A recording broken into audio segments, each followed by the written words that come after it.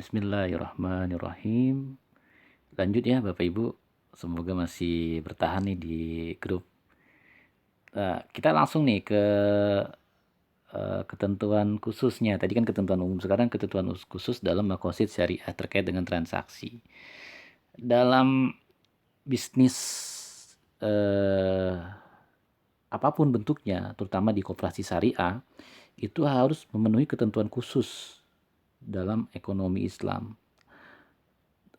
Ini terbingkai dalam sebuah konsep maqasid. Kalau kita memenuhi ketentuan khusus ini, maka maqasid kita akan terjaga. Kemaslahatan kita akan terjaga dari sisi harta, seperti itu. Apa saja sih yang menjadi maqasid ketentuan umum khususnya? Yang pertama adalah pelarangan riba. Nanti kita bahas ya tentang riba. Nggak boleh ada riba. Yang kedua, perbedaan antara jual beli dan riba nih. Ini kadang-kadang kita suka salah paham nih. Itu jual beli sama aja dapat untung-untung juga. Di dalam buku yang saya share kemarin itu, di dalam ebook Q&A Koperasi Syariah, ini kadang-kadang gini di tengah-tengah masyarakat, katanya pakai bagi hasil, kok pakai persentase gitu ya. Nanti kita bahas ya Bapak Ibu ya. Kemudian yang ketiga, pelarangan riba qard. Ya kan, nanti apa itu riba qard kita bahas. Kemudian pelarangan riba buyuk. Kemudian pelarangan talaki rukban. Talaki rukban itu transaksi jual beli terhadap sebuah produk di mana sebelum produk masuk pasar sudah di bahasa gini. Jadi sebelum tuh produk atau barang masuk ke pasar itu sudah diambil alih sama calo gitu, sehingga harganya meningkat drastis gitu. Ini biasa terjadi nih kalau ada produk-produk daerah itu yang sebelum masuk ke pasar itu udah ada calonya ya kan, udah ada tengkulaknya seperti itu. Itu pelarangan tuh, kalau dalam Islam dilarang tuh talaki rukban seperti itu karena dia akan menimbulkan ketidakwajaran harga gitu. Yang keenam, pelarangan goror. Goror itu bahasa anak mudanya gazebo, nggak jelas bro ya kan. Apa sih maksudnya gini? Jadi dalam Islam itu dilarang yang namanya transaksi yang mengandung unsur goror. Goror itu ketidakjelasan dan ketidakpastian. Contoh, saya jual buah rambutan yang ada di pohon. Pertanyaan saya, jelas nggak berapa jumlahnya? Bagaimana kualitasnya? Kan nggak jelas. Itu namanya goror. Atau saya jual ikan di dalam kolam. Ini pun nggak jelas. Karena kita nggak tahu jumlah ikannya berapa, kualitas ikannya pun seperti apa. Artinya gitulah. Jadi di dalam Islam diatur jangan sampai terjadi transaksi yang nggak jelas lah. Dalam koperasi juga jangan sampai terjadi transaksi-transaksi yang menimbulkan ketidakjelasan atau ketidakpastian. Yang ketujuh, pelarangan bay al-inah. Bay al-inah gini, bay al-inah ini digunakan sebagai rekayasa. Rekayasa untuk menghindari riba. Bay al-inah gini contohnya, contoh bay al-inah gini. Misalnya gini, ada orang butuh uang, datang ke koperasi. Nah, koperasi ini ngerti nih. Kalau dia ngambil untung dari pinjaman namanya bunga. Nah, karena dia ingin memanipulasi akad, maka disuruhlah orang yang datang ke koperasi itu untuk membeli barang. Kan tadi pertama dia butuh uang kan, tapi sama koperasi suruh beli barang. Dibuatlah perjanjian pembelian barang berupa misalnya dia mau butuh uang 10 juta. Dibuatlah perjanjian beli barang sebesar seharga 10 juta misalnya gitu kan. 10 juta misalnya. Nah, barangnya apa? Laptop misalnya.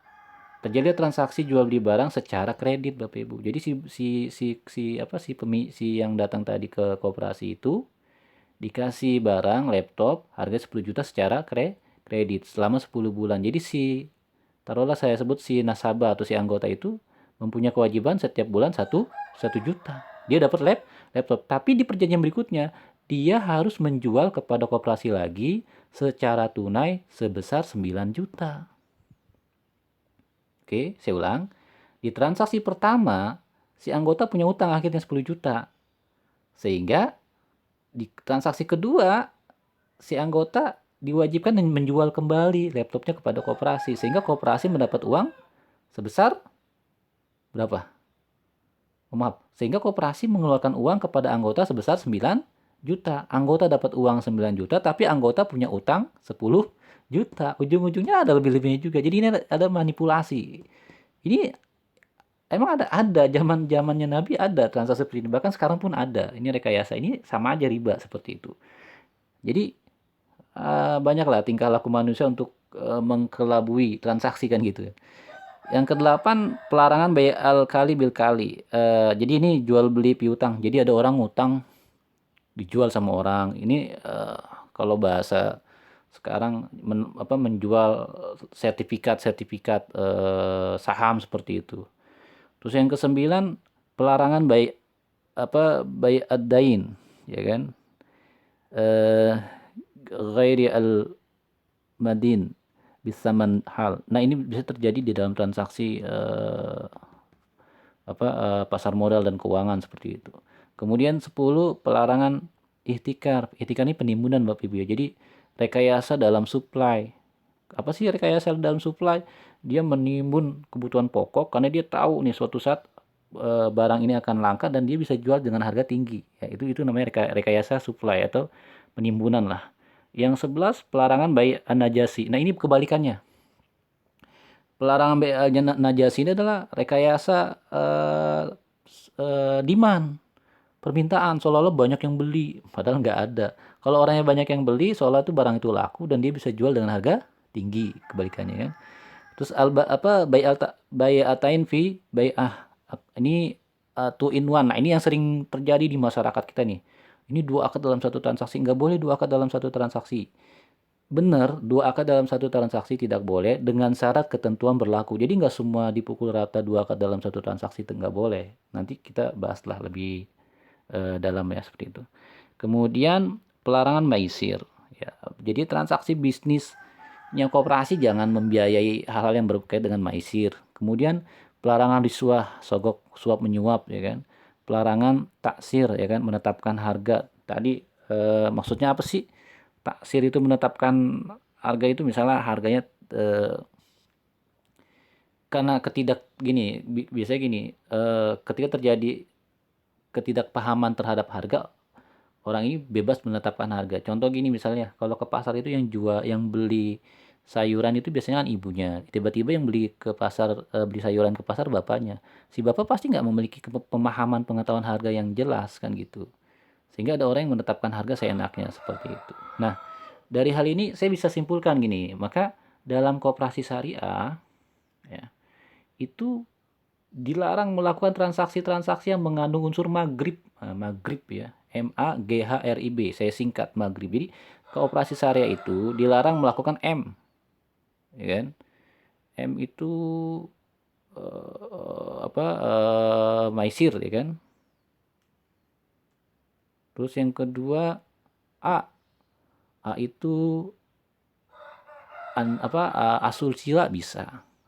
Jadi nggak boleh koperasi itu membayar atau meminjamkan atau membiayai bisnis-bisnis yang terkait dengan keasusilaan, ya kan?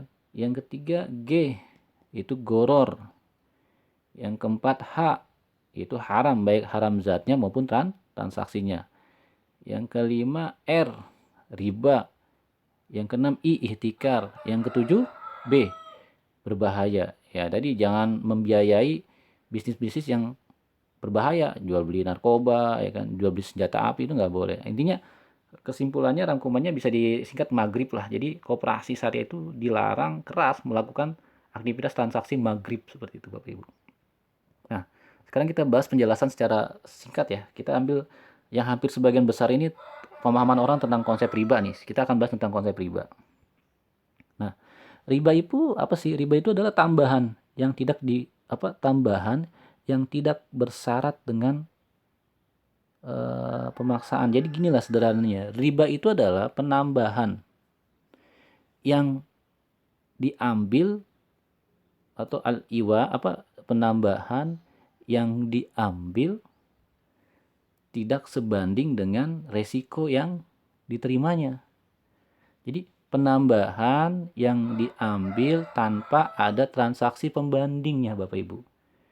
Yang namanya uang yang namanya keuntungan harus sebanding dengan transaksi. Jadi keuntungan itu diperoleh karena ada transaksi. Contoh, untung itu bisa diambil karena ada transaksi jual beli. Untung diperoleh karena ada transaksinya sewa menyewa. Untung diperoleh karena ada transaksinya kerjasama. Jadi kalau ada orang dapat untung karena bunga, itu karena transaksi apa? Nggak jelas. seperti itu. Atau eh, riba tersebut didapat terjadi dalam berbagai macam transaksi ya kan, keuangan maupun perlakuan utang. Jadi gini, ini ada ribanya dibagi dua, ada riba buyuk. Riba buyuk itu riba yang terjadi karena jual beli. Yang kedua adalah riba qard, riba yang terjadi karena pinjam, utang piutang. Ada riba buyuk, ada dua, ada riba fadal, ada riba nasiah ya. Ini saya bahas singkat ya Bapak Ibu ya. Jadi riba qard itu terjadi pada transaksi utang piutang yang tidak memenuhi kriteria ini. Jadi kalau ada utang piutang yang tidak memenuhi kriteria berikut itu disebut riba. Yang pertama, untung muncul tanpa adanya risiko.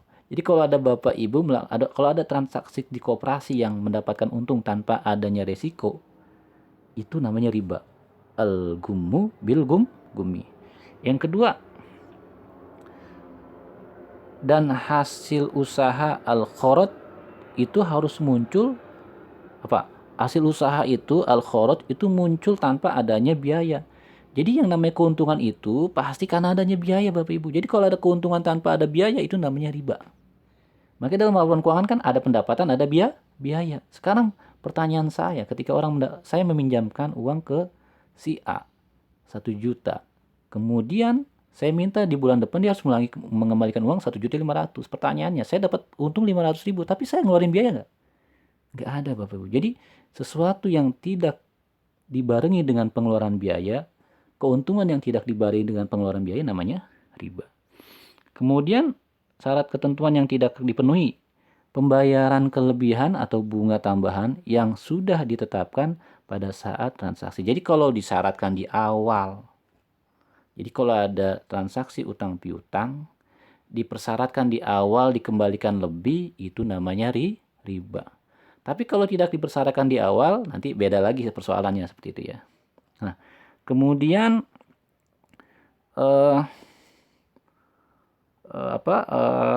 memberi pinjaman termasuk tabaru. Jadi memberikan pinjaman itu dalam Islam termasuk akad sosial, kebaikan. Sedangkan meminta kompensasi adalah tindakan bisnis.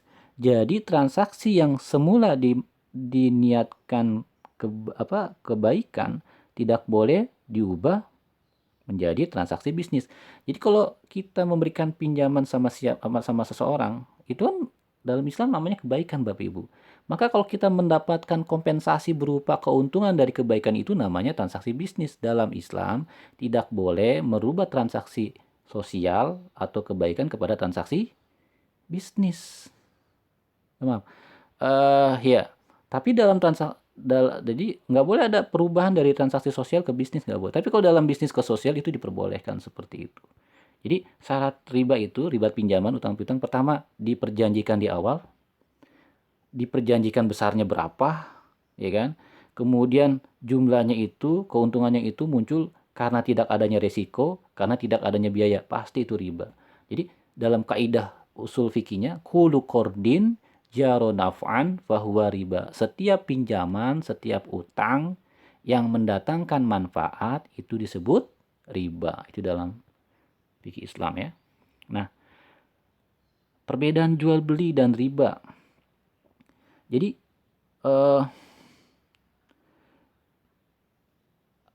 kebanyakan di masyarakat hampir rancu juga ketika ada misalnya koperasi syariah memberikan akad jual beli terus dikasih uangnya di awal. Mereka mengatakan ini sama aja riba karena dapat untung. Beda Bapak Ibu. Kalau jual beli itu ada underlying, ada objek transaksi, ada barang yang belikan. Tapi kalau riba itu nggak ada objek barang yang diperjualbelikan. Kalau riba itu ibaratnya jual beli uang. Ini ada uang 1 juta, saya jual ke kamu ya. Besok kamu kembalikan 1.500.000. Itu namanya transaksi riba ya kan? Ya. Di dalam surat Al-Baqarah di ayat 275 juga jelas ya kan? Jalika bi annahum qalu innamal bai'u mislu riba wa halallahu al-bai'a wa haramari riba, ya kan? Jadi yang riba jelas riba, jual beli ya jelas beli ya kan, disebutkan mereka berpendapat bahwa sesungguhnya jual beli itu sama dengan riba. Padahal Allah telah menghalalkan jual beli. Jual beli halal. Kalau riba haram seperti itu. Nah, eh, kemudian, nah kita bahas riba buyuk ya, riba dalam jual beli. Ternyata dalam jual beli itu pun hati-hati, ada ribanya juga. Tadi kan katakan bahwa jual beli halal. Jual beli yang mana dulu nih? Ketika jual beli tidak mengandung unsur riba kan gitu. Yang artinya gini, jual beli dengan riba beda. Kalau riba otomatis dia melakukan transaksi keuntungan dari jual beli uang. Tapi kalau jual beli otomatis melakukan transaksi dari jual beli barang. Nah, jual beli barang ini pun kadang-kadang ada unsur-unsur riba juga yang masuk nih. Apa sih? Yuk kita bahas ya.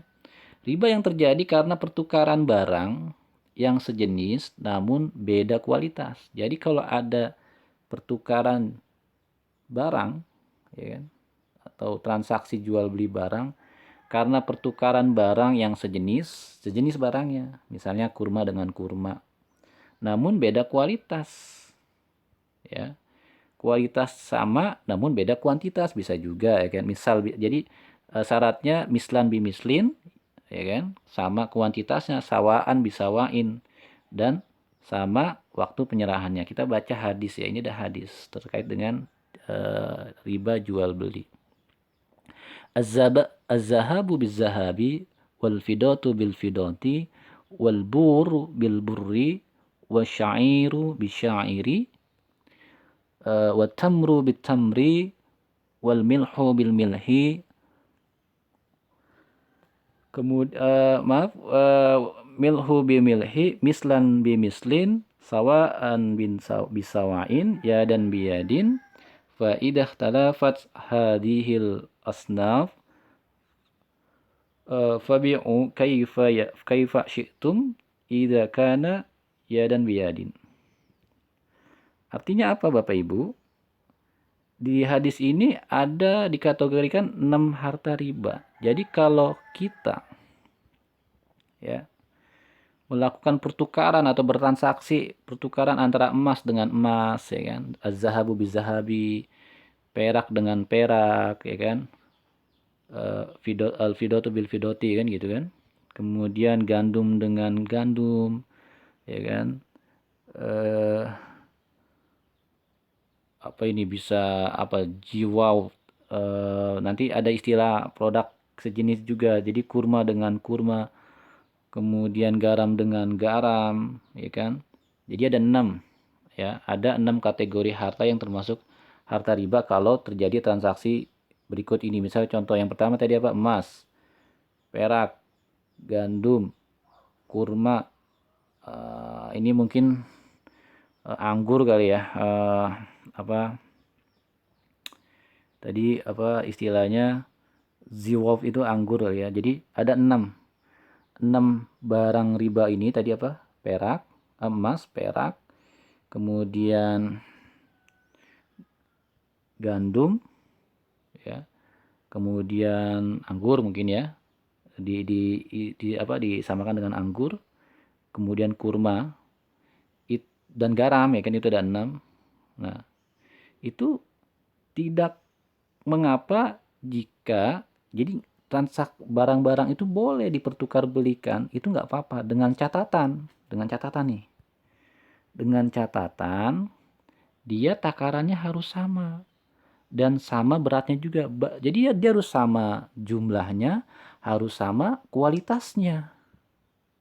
Sampai di sini ya. Kemudian penyerahannya, serah terimanya pun harus tunai.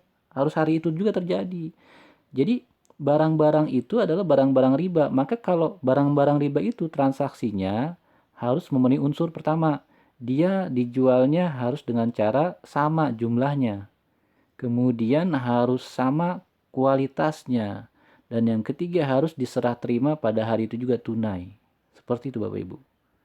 Jadi hati-hati nih kalau Bapak Ibu menjual barang-barang yang terkategori harta riba, maka dia jumlahnya harus sama, ya.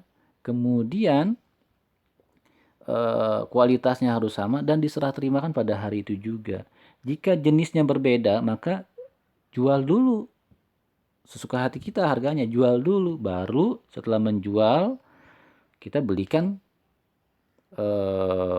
komoditas atau barang yang kita, contoh gini lah, saya mau saya punya kurma 1 kilo kualitas buruk, kemudian saya mau tuker dengan kurma yang kualitasnya baik tapi beratnya cuma 0,5 kilo.